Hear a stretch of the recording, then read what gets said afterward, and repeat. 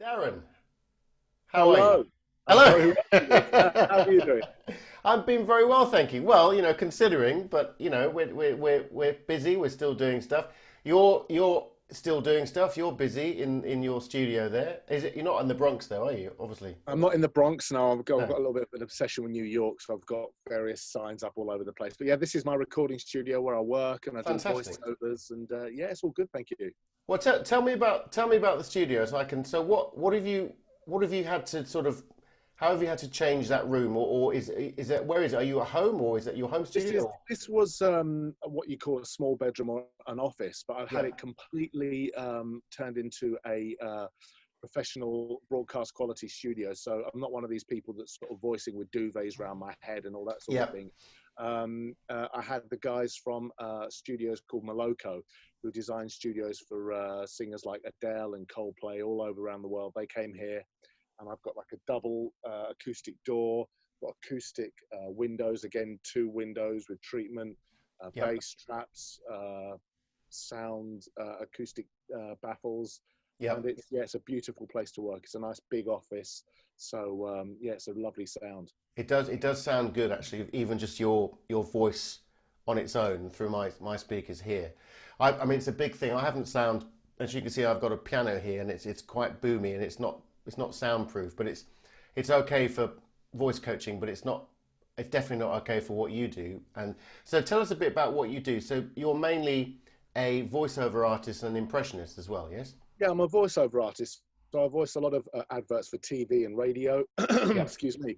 I've got my main microphone is a Neumann U87, which is Hmm. in studios all over the world. It's a beautiful mic. Yeah. I do a lot of corporate stuff, web videos, on hold messaging for businesses in stores. So if you're walking around Asda, you might hear me. Um, yeah, lots of different, wherever you hear a voice really, and a Yeah. lot of celebrity impressions and character stuff as well, which keeps it all very interesting.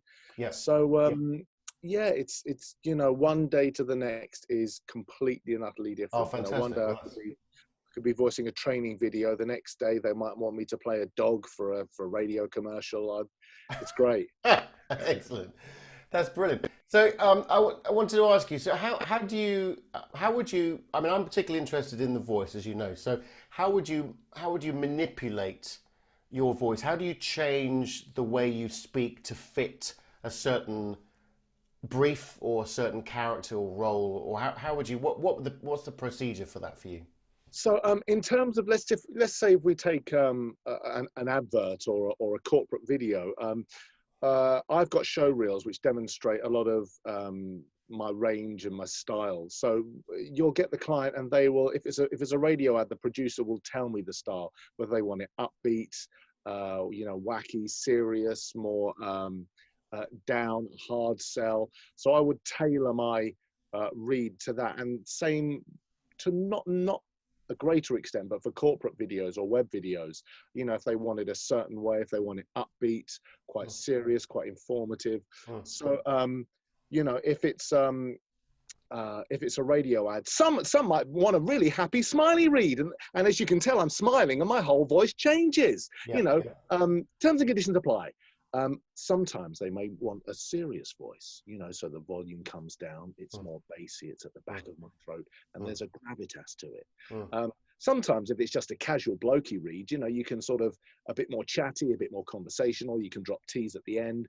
So it all depends on what the Mm. brief is, and how they want the script to be interpreted, what tone and style they require. Fantastic. And what techniques have you what have you learnt over the years to adapt these, to adapt that method to how do you have any techniques that you use or have learnt obviously over the years to change your voice? Um, well, as you know, before I was a voiceover Yeah. artist, I was a professional drummer Yes. for years, Yes. jazz and big bands and studio sessions and what Yeah. have you.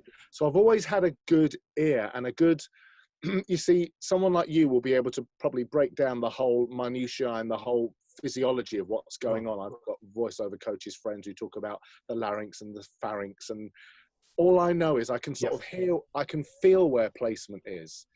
So you're one of those natural people, are you? Yeah.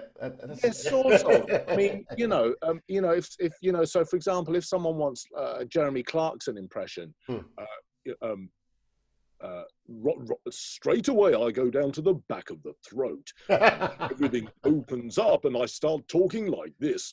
Some might say that this is the greatest podcast in the world. There, or if it's like the guy from Gogglebox, in Derby, the Siddiquis, in Leeds, sisters Ellie and Dizzy. So that's not you. That's not you, is it? Doing that? No, it's not. It's Craig Cash.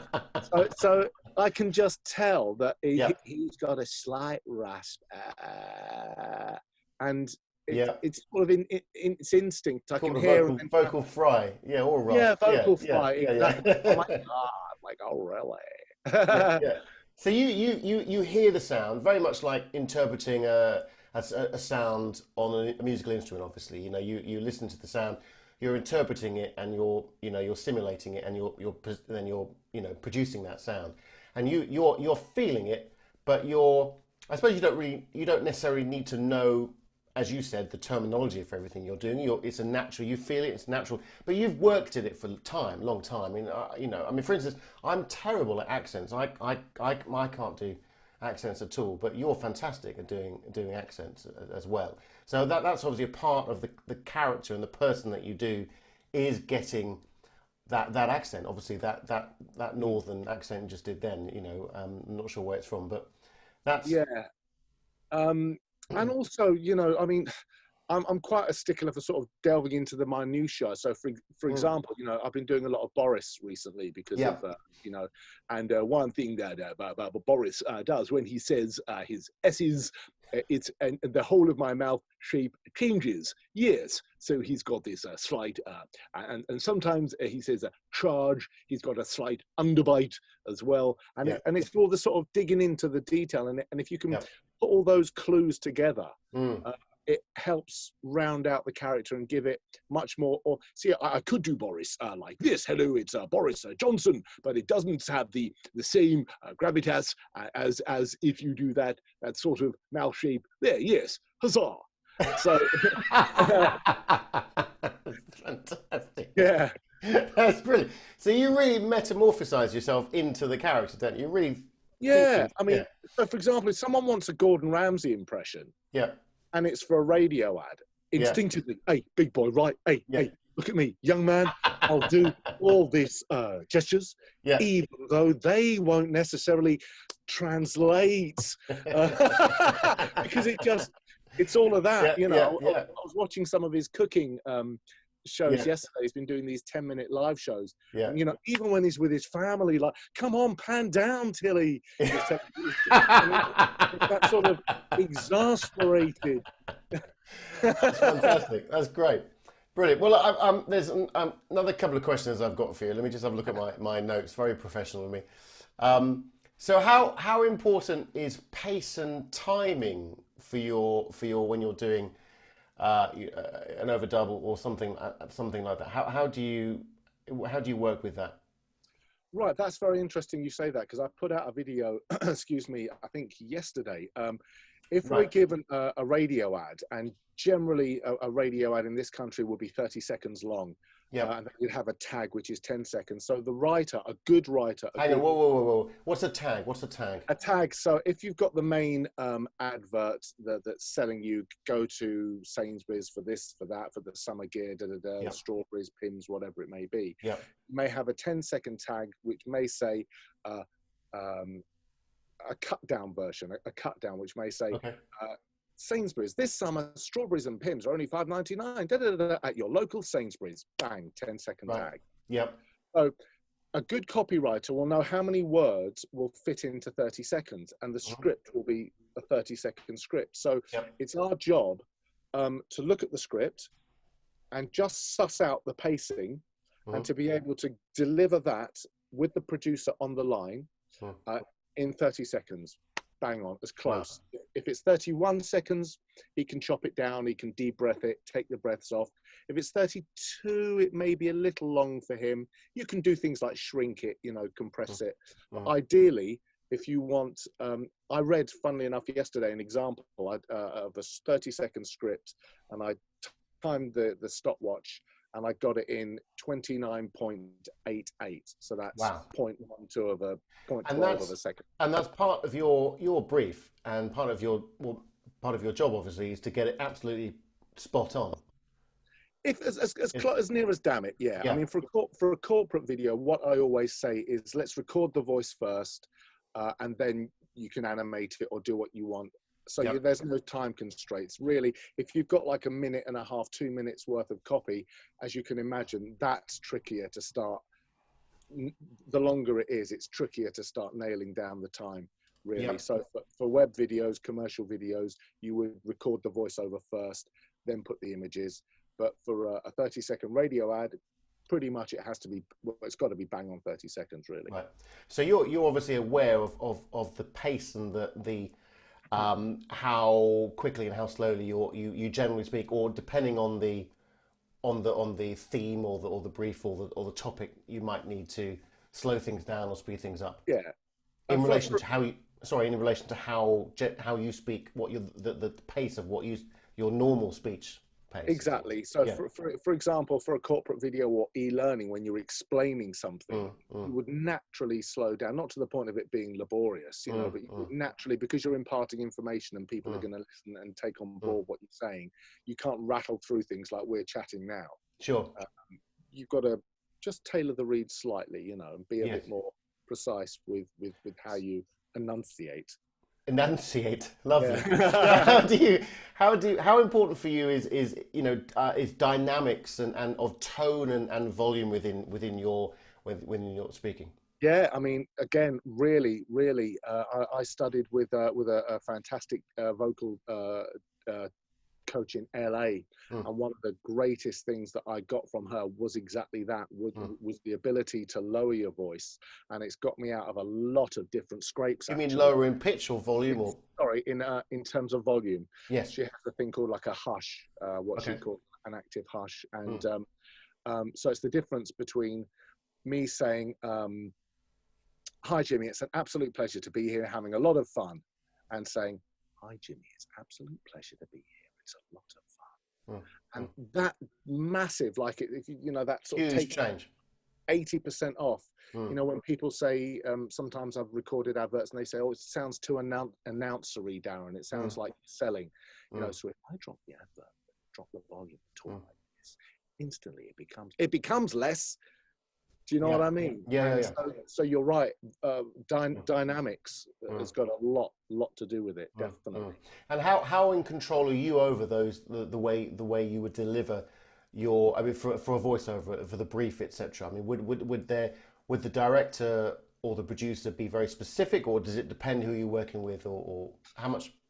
They wouldn't necessarily bring that into the party. I think it's probably more our job to interpret it and to make those sort of, without wishing to sound arty-farty, those sort of artistic decisions, you know. You know, if I'm reading something about the coronavirus, I wouldn't read it like this. I would probably more likely to read it like this. The coronavirus has killed, you know, because you want gravitas, and it's like you say, it's our instrument, isn't it? As you well know, you're a singer and a vocal coach. It's our instrument. It's up to us to interpret how we use it. Yes, fantastic, and that's why you get the gigs, you know, which is good.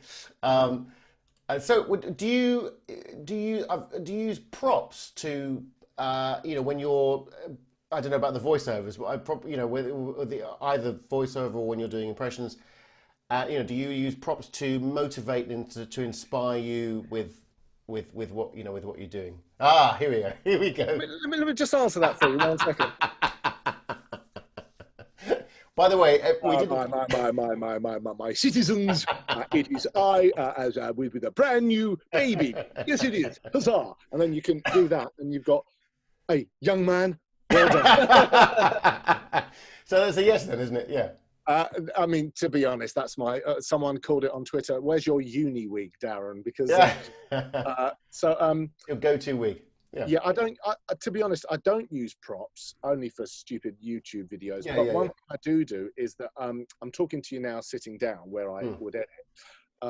My mic is there, and I Yeah. always stand up, even if I'm doing Right. corporate. If I'm doing a 2-hour session Yeah. where it's a long script, I will always stand up Why do you do that?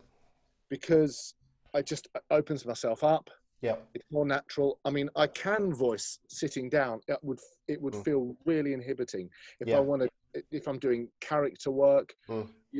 if I'm doing a Brian Blessed, I might want to do this. Because I can, but I would do Yeah. it standing up. You Yes. know, Yeah. and I just think that as far as hand gestures, Mm. what if it's voice acting, then you Yeah. can be more physical and use Yeah. the microphone. And as I said, it's got to the stage now that even if I was to do a 2-hour e-learning piece of copy, I would just do it standing up. I wouldn't bring the microphone down here. So the mic's always up there. Yeah, it's just in a nice position as you would, sing a jazz standard, and it would be maybe on the stand, and you could snuggle up to it and do what you want to do. Sure. Yeah. So one more question, if that's okay. All right. Thank you so much for being here Pleasure. today. Wonderful, taking out your time. The whole business of being a voiceover artist looks, to most people, rather glamorous, and just what a fantastic, either a side hustle or an actual living to be made. What advice would you give to somebody who's thinking about getting into the business? And is it saturated at the moment because of the situation, or has it always been a popular thing to do? And how, what would be, what's your thoughts on that? Okay, so I used to, up until recently, like a couple of weeks ago, moderate a voiceover forum, and there was 7,000 members. Wow. Every day there were more and more and more people coming into it, actors and people, and without wishing to sound like a grumpy fart or going into one, it's really saturated, especially now.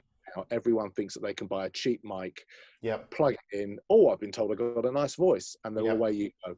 I mean, as we've discussed today, just briefly in the last 10 minutes, 15 minutes, there's so many things. I mean, I studied and spent, a lot of time and money studying with the top LA voice coach to learn all these styles. If you're on a session, you should be able to give a producer 3, 4, 5 different styles, pick up different inflections, go up, go down, this way, different moods, learn all the different genres, to read to time, to interpret scripts, to edit. And when people,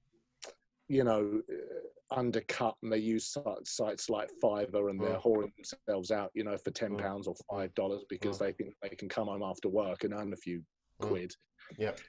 They don't. It's upsetting to think that a lot of people would see it as a side hustle, and it's not a job. It is. It's cost me thousands and thousands of pounds to build this beautiful studio and to study and all the gear, all the equipment, and just like a builder or a chef or a plumber has to learn their trade. You as a singer, you've spent hours and hours studying. It's exactly the same for us. And I think that when people go, "Oh, you're a voiceover, easy peasy, mate," it's it's a lot more than that. It's a job, and it requires and it's a business. It's a business, and it's when there are lean times, you need to know how to market, who to approach, how to get work, and it's like anything else. It's a lot of time and patience. Darren, thank you very much. How do people get hold of you if they want to book you or talk to you about voiceovers? Yeah, well, my website is my name, darrenaltman.com, DarrenAltman.com, and I'm on Twitter. Exactly, my name is @Darren Altman. And on Facebook, Darren Altman Voiceover. So yeah, fantastic, Darren. Great to speak to you as always. Really good to see you, and let's speak soon. Thanks very much. Thank you so much, Jimmy. It was great fun. Thank you.